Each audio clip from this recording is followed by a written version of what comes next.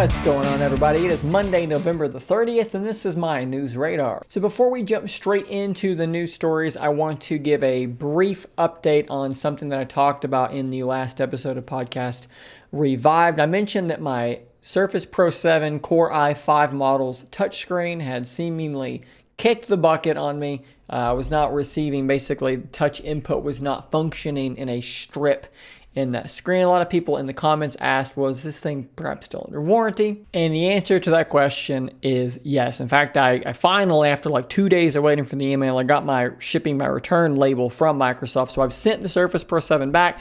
This is now the second Microsoft Surface device, counting my Surface Duo, that I've had to send back to Microsoft for warranty. Hopefully they take care of it as quickly as they did with my Duo, and of course I'll keep you guys updated on how that process goes. So now let's jump into some interesting news. So obviously we've talked a couple of times already about Apple's new M1 chip, and I've talked about how when you compare what Apple's done with M1, being ARM architecture, compared to what Microsoft did with the Surface Pro X and the SQ1 and SQ2 chip, the M1 absolutely trashes the SQ1 and the SQ2. In fact, if you look at a Geekbench score for Apple's M1 chip and you compare it to even something pretty high end like my computer over here, which runs an i7 9700K, that M1 actually, handles itself very, very well there. In single core, the M1 actually beats my i7. It's only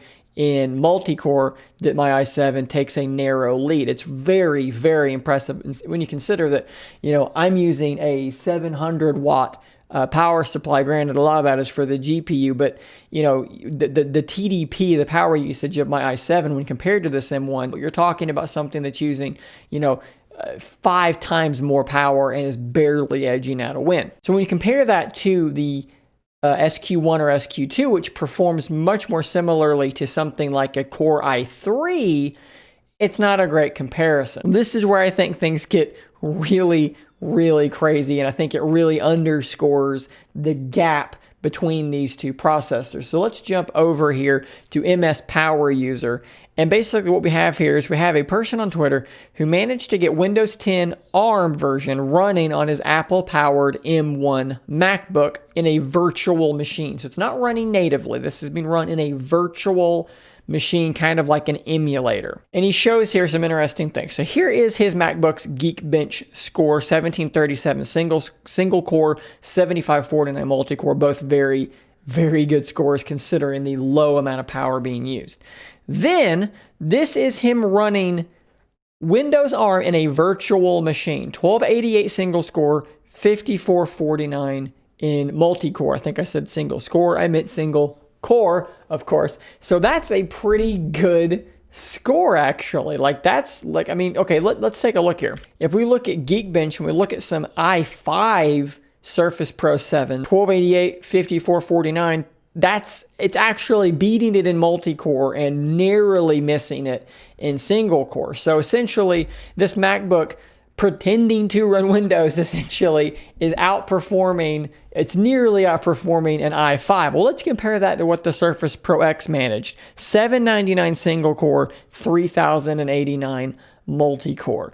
So here's what we have here. We have the MacBook M1 emulating Windows on ARM and handily trouncing the Surface Pro X on a Geekbench score. They also mention the advantage even held true for x86 apps when running the x86 version of Geekbench 4. The Surface Pro X scored 2019 and 6646 when compared to 2553 and 8917 on the virtualized Windows 10 running on the MacBook. This really, to me, makes it pretty damn cut and dry. The M1 is leaps and bounds ahead of where Microsoft is at when it comes to ARM processing.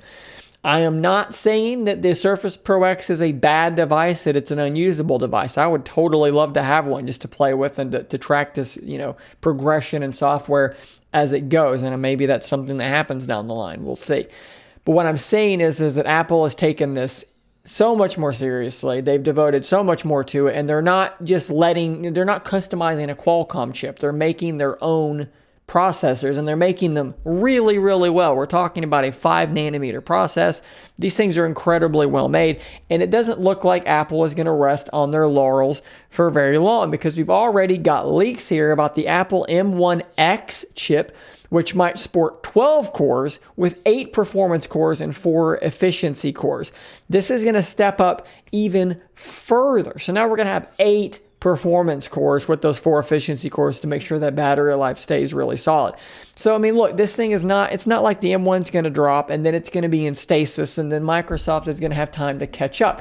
They've got to start moving now. They have to start moving yesterday if they're going to keep up with what Apple is doing here. The leaker said, their source said, if you think M1 is fast, you haven't seen M1X. It's going to be another huge step. And this is something that we've seen really consistently when it comes to, you know, stuff like processors. When you look at RTX graphics cards, the first RTX cards came out and they weren't that big of a jump from the GTX cards. It's always Gen 2 where you see the huge leap in performance when you're changing architecture. So the M1X could be another massive leap forward compared to the M1, which is already really impressive. So let's talk about kind of a weird news story here. So obviously the PlayStation 5 has been touted as being pretty damn quiet. Xbox Series X has also been touted as being very quiet. They're doing a good job of keeping the temperatures down and keeping the audible noise down, especially considering that they're running, you know, AMD hardware, which tends to be, you know, a fairly hot way to go.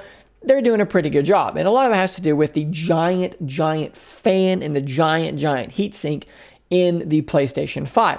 Well, interestingly enough, in this news story about DualShockers, which I think that they're referencing a website whose name I will simply put my cursor on and will not attempt to read because I am unilingual. Basically, what they're saying is some PS5 consoles seem to have a different fan from the other ones. This is really strange. So they were getting reports on this website from different users saying that my console seems louder than what they're talking about, or louder than other consoles. And when they ripped the things apart, they started noticing there are 2 different fans that are in these 2 consoles. In this one here, obviously the blades extend all the way to the center shaft, whereas this one, they do not. Now, they're not reporting differences in temperatures so much, just differences in the audible noise levels. These 2 fans look totally different. We don't really know why Sony's doing this. Is this a sourcing issue? Did they switch midway through manufacturing to a quieter fan? We don't really know, and it's really kind of odd. And look, we're talking about 39 decibels versus 43 decibels, which is not a huge difference, but it's more just interesting to me than anything. And then something that I thought was even more curious, if you go to Sony's teardown and skip ahead to the part where they pull a fan out, that's a third even different fan. So now you have three different fans here, you know, depending on what luck you have, I guess. And there's no way to really know why they did this, why they made the change, what the difference is. You know, is this one even quieter than the other 2? Is it louder? Is it somewhere in between?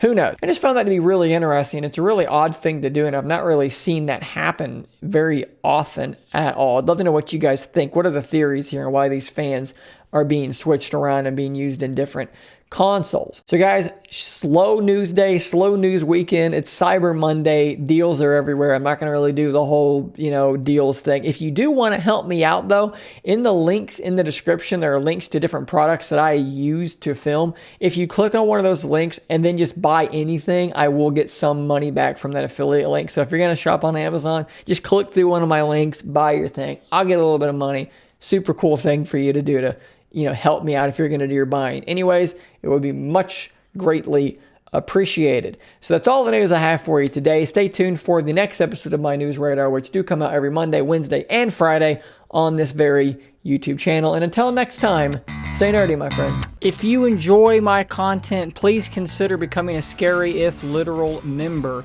You'll get access to a whole bunch of emoticons to use with live streams and a shout out on an upcoming video. Thanks as always for your continued support.